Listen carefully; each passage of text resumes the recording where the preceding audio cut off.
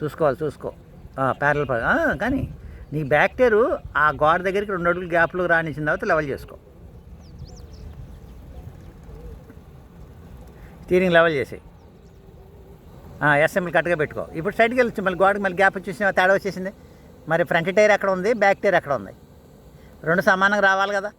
మరి అక్కడ మీరు ఆగకుండా లెవెల్ చేయకుండా అలా వెళ్ళిపోతారు, క్రాస్కి వెళ్ళిపోయారా, ముందుకు రండి. మరి అది సరి చేయాల. బ్యాక్ టైరు ఎన్ని అడుగులు గ్యాప్ ఉందో ఫ్రంట్ టైర్ కూడా అన్ని అడుగులు గ్యాప్లు కరెక్ట్గా లెవెల్కి వచ్చేయాల కారు. రెడీ, వెళ్ళిపోండి, బయటకు వచ్చేయండి.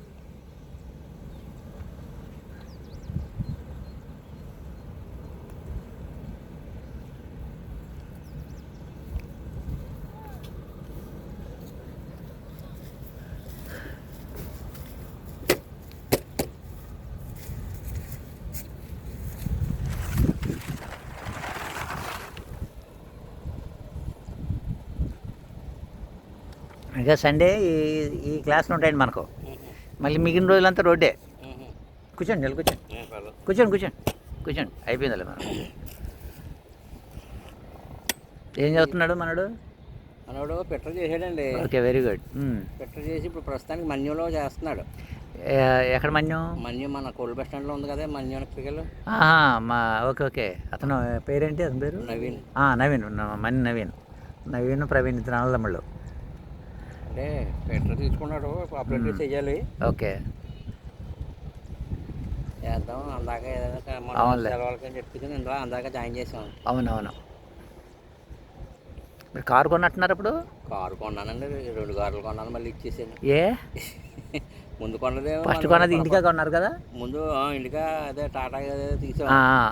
అదే మోడల్ నచ్చలేదు అన్నాడు. ఓకే, తర్వాత ఇంకోటి మళ్ళీ ఇది ఏదో తీసానండి, విస్టా ఏదో తీసాను ఇండికాలోనే. ఓకే, అది మళ్ళీ కొన్నాళ్ళు తిప్పాను, మళ్ళీ ఇచ్చేసాను. ఇంకా అమ్మేశారా?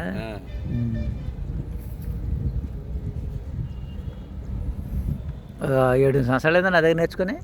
మీ దగ్గర నేను 14 అనుకుంటాను, పుష్కరాలకి తర్వాత 2014-15లో ఎప్పుడో. అబ్బో, 10 years 10-11 years అయిపోయింది. అప్పుడు మీ వాడు చిన్నవాడు పిల్లడు. ఒకసారి డ్రైవింగ్ కూడా తీసుకొచ్చినట్టున్నారు మీరు, నాకు గుర్తుంది. వెనకాల కూర్చోబెట్టారు. మరి నాకే టచింగ్ తక్కువనే అని చెప్పేసి ఇది అవుదాం అనుకున్నాను. నాకేంటికి లే ఇప్పుడు లేరు కదా మీకు రెగ్యులారిటీ లేక.